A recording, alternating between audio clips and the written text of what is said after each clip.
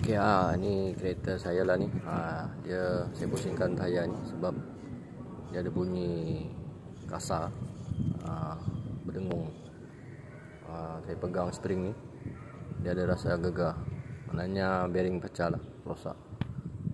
Lepas tu saya dah buka dia punya penutup tu. Ingat apa ni, nak buka dia punya ni lah, nut besar ni. Tak boleh lah, dia tak boleh buka, dia dah karat. Benda ni sampai bengkok,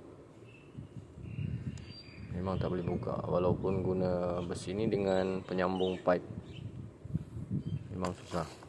Lepas tu saya pakai ni lah, saya guna ni. Ni saya beli baru lah, dengan dia punya ni penyambung, baru boleh buka dia punya tu, skru besar tu. Guna tenaga kaki baru boleh. Mantap lah barang ni.